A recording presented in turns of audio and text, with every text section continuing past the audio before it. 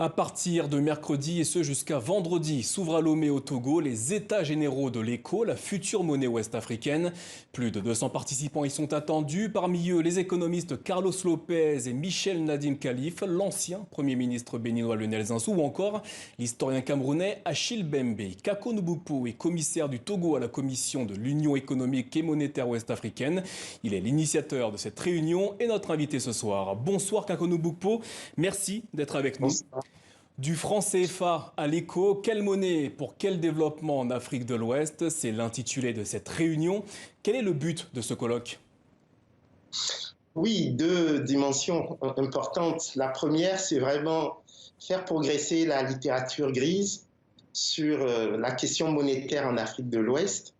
Et c'est pour ça que c'est un colloque qui est d'abord un colloque scientifique, avec un appel à communication, avec des communications relativement techniques, et puis proposer une feuille de route au chef d'État de la CEDEAO dans le cadre de ce que moi j'appelle un programme d'émancipation monétaire en Afrique de l'Ouest. Les détracteurs du franc CFA ont-ils été conviés? Ah oui, tout le monde a été convié. Vous savez, dans ce colloque que nous intitulons les États généraux de l'ECO, nous avons justement voulu dépasser la seule conception économique ou économiciste de la monnaie. Et donc, nous avons convié les politiques, les acteurs de la société civile, des chefs d'entreprise, des jeunes, des étudiants. Et c'est pour ça que nous avons des panels à côté des sessions qui sont beaucoup plus techniques, pour justement avoir le ressenti du maximum de parties prenantes à l'utilisation de cette monnaie. Quelles seront les questions abordées lors de ces États généraux de l'ECO? Oui, la première question, en particulier pour les pays francophones, c'est quelle transition faire du franc CFA à l'ECO? Comme vous le savez, tel que les chefs d'État ont dessiné la future monnaie ECO, c'est une monnaie qui devrait être en taux de change flexible et puis avec un ciblage d'inflation. Alors que le franc CFA à l'heure actuelle est une monnaie qui est en taux de change fixe avec l'euro et avec un régime d'inflation qui est ce que nous qualifions de monétariste, c'est-à-dire qui est une obsession anti-inflationniste dans les objectifs de la politique monétaire de la Banque centrale. Donc il y a la question du changement de philosophie. Il y a la question aussi de la temporalité, parce que vous savez, ce qu'on appelle la transition matérielle, c'est le temps qu'il faut pour retirer les billets actuels, pour mettre en place de nouveaux billets, s'assurer qu'il n'y ait pas de faux billets éco. Et donc, vous voyez, il y a beaucoup de choses qui seront débattues. Une des choses intéressantes aussi, c'est la dualité finalement du droit des affaires. Dans les pays francophones, nous sommes plutôt dans le droit OHADA, qui est tiré de la tradition civiliste francophone, mais dans les pays anglophones, c'est plutôt la common law. Donc il faut harmoniser également le droit des affaires dans la perspective de cette monnaie commune pour les 15 États de la CEDEAO. Depuis le 21 décembre 2019 et l'annonce à Abidjan de la réforme du franc CFA, cette initiative tarde à se concrétiser. Comment cela s'explique-t-il? Oui, on a l'impression que la France est très en pointe. Le Parlement français vient de donner mandat au président de la République française de ratifier le nouveau traité de coopération monétaire entre la France et l'Union monétaire ouest-africaine. Mais au niveau des États, justement, de cette Union monétaire ouest-africaine, on n'a pas encore de processus de ratification. Et donc, on a l'impression qu'il y a une dynamique qui est tirée du côté français et qu'il y a une relative inertie du côté africain. Moi, j'ai la faiblesse de penser que les sociétés civiles africaines qui montrent une forte volonté d'émancipation constituent quelque part un élément peut-être de peur ou d'attentisme par rapport au Parlement de l'Union monétaire ouest-africaine, par rapport au gouvernement de l'Union monétaire ouest-africaine.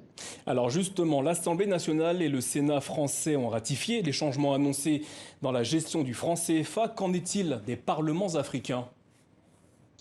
Oui, il y a une forme d'inertie qui n'est pas vraiment compréhensible. Et nous, justement, dans le cadre des États généraux de l'ECO, nous convions les parlementaires, en tout cas les parlementaires togolais, pour les inciter justement à prendre en charge ces questions. Parce que vous savez, la monnaie, c'est un fait total social, ce n'est pas qu'un fait économique, c'est un fait historique, politique, religieux, social et même sociétal.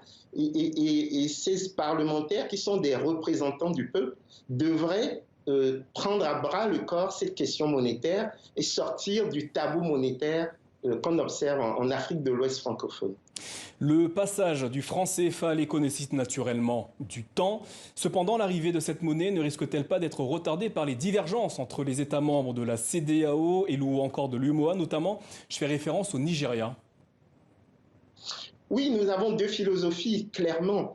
Il y a une philosophie beaucoup plus volontariste chez les pays anglophones dans la gestion de la politique monétaire. La monnaie est au service de la croissance et du développement, alors que dans les pays francophones, nous avons une tradition plus monétariste où la monnaie est un simple voile, est un simple intermédiaire des échanges. Mais au-delà de ça, il y a aussi une différence de vision du processus même de l'intégration. Le Nigeria tout seul, c'est plus des 2/3 du PIB, du produit intérieur brut de la CEDEAO. Donc le Nigeria a tendance à penser que l'éco devrait être une sorte de sosie du Naira. Alors que les pays francophones, qui sont dans des processus de surveillance multilatérale, ont plus des traditions de gestion des finances publiques beaucoup plus assainies. Et donc, vous voyez, il faut trouver un chemin. Et nous, ce que nous essayons de faire justement, c'est de mettre en place les modalités de cette transition, comment trouver ce chemin de prospérité partagée. Parce qu'il ne faut pas oublier qu'au final, ce qui nous intéresse, c'est quelle monnaie au service du développement. Et donc, comment on va financer les plus de 300 millions d'habitants que nous constituons dans l'espace CEDEAO, quelle monnaie pour assurer un financement idoine pour les activités génératrices de revenus. Cela fait 20 ans que vous travaillez sur la question monétaire, notamment en zone franc. Avez-vous changé de position en ce qui concerne le franc CFA qui deviendra un jour, à terme, l'éco?